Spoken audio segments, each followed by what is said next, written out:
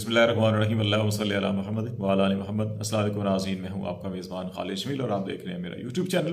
तीन बड़ी अहम खबरें जिस पे हम बातचीत करेंगे। पहली खबर ये है जो हुकूमती हलकों की जानिब से फराहम की गई है कि पाकिस्तान तहरीक इंसाफ के 22 अरकान कौमी असम्बली ने स्पीकर से राबता किया है और कहा है कि उनके इस्तीफे कबूल ना किए जाएं। और इस सिलसिले में बाज़ अरकान असम्बली ने नेशनल असम्बली के हाजिरी रजिस्टर में अपनी हाजिरी भी लगाई है और बाज़ अरकान असम्बली ने नेशनल असम्बली के स्पीकर को दरख्वास्त भी दी है कि वो छुट्टी पर हैं, जबकि बाज़ अरकान असम्बली के बारे में दावा किया जा रहा है कि उन्होंने नेशनल असम्बली के स्पीकर से राब्ता करके कहा है कि उनके इस्तीफे नहीं, उनके दस्तखत जाली हैं। तो इसकी तफसीलात आपसे डिस्कस करेंगे और ये भी देखेंगे कि क्या वाकई ऐसी हकीकत है या महज ये पीडीएम की जानिब से प्रोपेगेंडा फैलाया जा रहा है। और दूसरी बड़ी अहम खबर जो है वो ये है कि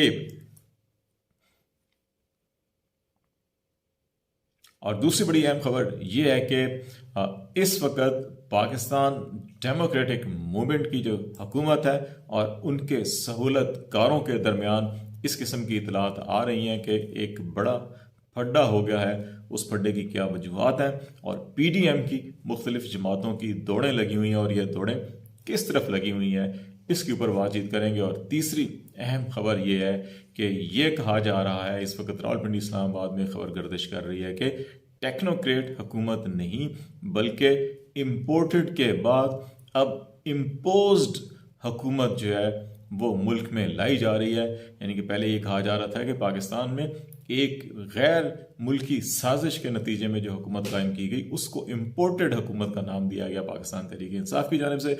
लेकिन अब बाज़ बड़े अहम जिम्मेदार हलके जो हैं वो ये कह रहे हैं कि जो पाकिस्तान की माशी सूरत हाल है, हमने इससे पहले बात की थी कि कहा जा रहा है जी कि एक इत्तफाक़ राय ऐसा कायम किया जाए कि एक टेक्नोक्रेट हुकूमत कायम की जाए जो IMF के साथ, वर्ल्ड बैंक के साथ मामला तय करे, मुश्किल फैसले किए जाएँ, सख्त फैसले किए जाएँ, पाकिस्तान की मीशत को बेहतर किया जाए और फिर उसके बाद कौमी इंतखाबात करवाए जाएँ। लेकिन पाकिस्तान तहरीक इंसाफ इसके लिए मुकम्मल तैयार नहीं। यही वजह है कि मुख्तलिफ हलकों, मुक़तदर हलकों और मुख्तलिफ सियासी जमातों की जानिब से इमरान खान को धमकियां भी दी जा रही हैं कि उनको नाअहल कर दिया जाएगा, उनको सजा दी जाएगी, उनको जेल में बंद कर दिया जाएगा। लेकिन वो अपने मौक़िफ़ पर कायम है। इसीलिए PTI के अंदर तोड़ फोड़ की कोशिशें की जा रही हैं, भारी मुआवजों की पेशकश की जा रही हैं, तरगीब दी जा रही है, डराया जा रहा है, धमकाया जा रहा है। तो उसी के तनाजुर के अंदर ये खबरें आ रही हैं कि उनके अरकान असम्बली जो हैं वो 22 के करीब जो है नेशनल असम्बली में वापस आने के लिए तैयार हैं। इसके ऊपर भी हम आगे चल के बात करेंगे। लेकिन इम्पोज हुकूमत के बारे में कि इम्पोर्टेड के बाद इम्पोज, एक्चुअली ये कहा जा रहा है कि इस वक्त इस्टेब्लिशमेंट के अंदर बड़ी परेशान कुन सूरत हाल है जो पाकिस्तान की मीशत है। इससे जहाँ पाकिस्तान के अवाम, पाकिस्तान के इकोनॉमिस्ट, पाकिस्तान की सियासी जमातें परेशान हैं, वहाँ पे सबसे ज़्यादा परेशानी इस्टेब्लिशमेंट के अंदर पाई जाती है कि अगर मज़ीद माशी बदहाली की तरफ हम आगे बढ़े तो फिर पाकिस्तान की नेशनल सिक्योरिटी एट रिस्क होगी, दांव पे लगेगी। तो इसलिए इस्टेब्लिशमेंट भी चाहती है कि जितना जल्द से जल्द हो एक ऐसी हुकूमत कायम हो जिसके ऊपर इंटरनेशनल कम्युनिटी डोनर्स को एतमाद हो और पाकिस्तान की माशी बहाली के हवाले से इक़दाम किए जाएँ। यही वजह है कि मुक़तदर हलकों की जानिब से अब पीडीएम की हुकूमत को ये कहा जा रहा है कि वो इलेक्शन की तरफ बढ़े और एक निगरान सेटअप बनाया जाए। और इसके ऊपर बातचीत की जा रही है कि वो निगरान सेटअप कितने अरसे के लिए होना चाहिए।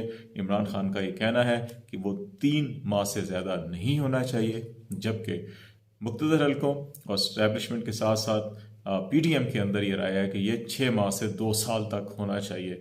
इसलिए कोई कंसेंसस क्रिएट नहीं हो रहा। और यही वजह है कि जो नेशनल असम्बली में PTI का वफ्द आज नेशनल असम्बली के स्पीकर से मिला, असद कैसर की सरबराही में डिप्टी स्पीकर साबिक जो थे कासिम सूरी वो भी थे, आमिर डोगर चीफ वेब और दीगर 6 अरकान कौमी असम्बली पेश हुए थे। नेशनल असम्बली के स्पीकर ने कहा कि वो नेशनल असम्बली के क़वायद ज़वाबित के मुताबिक फ़र्दन सबको अपने चैम्बर में तलब करेंगे और तस्दीक करेंगे। लेकिन ये 9 अरकान जो ख़ुद चैम्बर में पेश हुए और इंसिस्ट किया कि इस्तीफ़े कबूल किए जाएँ, इन 9 के भी इस्तीफ़े कबूल नहीं किए गए। तो इसका मतलब है दोनों जानिब जो है वो कहीं ना कहीं अभी डिले टैक्टिक्स यूज़ किए जा रहे हैं। स्पीकर नेशनल असम्बली इन इस्तीफ़ों को कबूल नहीं करना चाहते ताकि क्यास की सूरत हाल ना हो और PTI भी अपने तमाम अरकान असम्बली को नेशनल असम्बली में लाकर खड़े होकर ऐलान नहीं कर रहे फर्दन अगर ऐवान में एक एक रुकने कौमी असम्बली खड़ा होकर ऐलान कर दे तो वो इस्तीफ़ा कोई वेरिफिकेशन की ज़रूरत नहीं होती और वो कबूल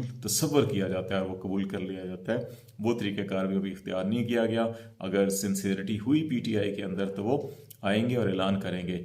हुकूमती हलकों में और बिलखसूस स्पीकर नेशनल असम्बली का जो चैम्बर है उनके हुकाम का ये कहना है कि PTI इसलिए ऐवान के अंदर नहीं आ रही, उनके अरकान अपने लाकर एक एक को, क्योंकि उनके 22 अरकान कौमी असम्बली ने स्पीकर नेशनल असम्बली से रब्ता किया है।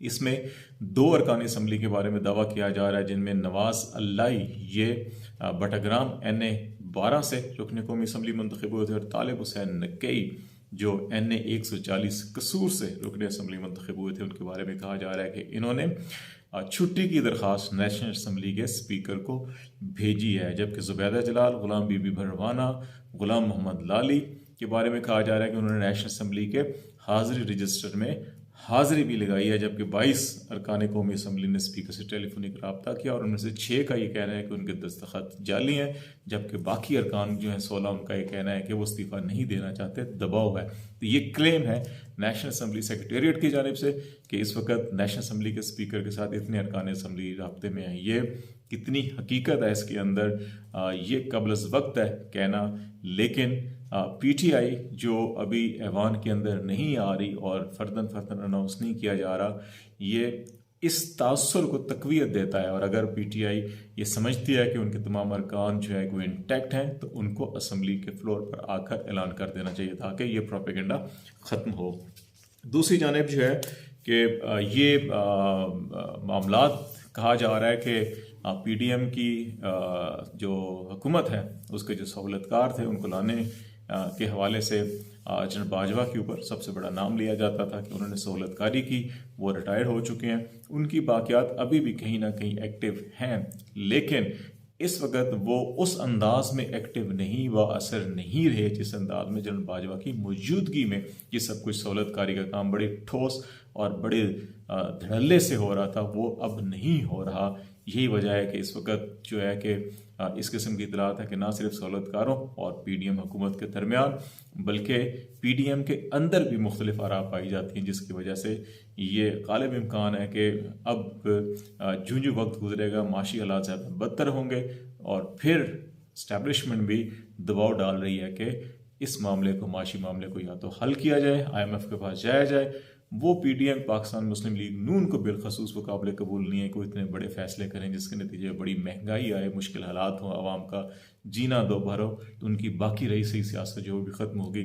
यही वजह है कि इस वक्त ये मामला बड़ी अजीब सी खिचड़ी बनी हुई है। तो लेट्स सी, देखते हैं कि इम्पोर्टेड हुकूमत रहती है या इम्पोज हुकूमत आती है या PTI के अंदर बगावत होती है या PTI ऐवान में अपने अरकान को पेश करके साबित करती है कि वो इंटैक्ट हैं, इस्तीफ़े देते हैं और असम्बलियाँ तहलील करते हैं। जो भी हालात होंगे आपको अपडेट करते रहेंगे। खालिद जमील को इजाज़त दीजिए। अल्लाह हाफिज़।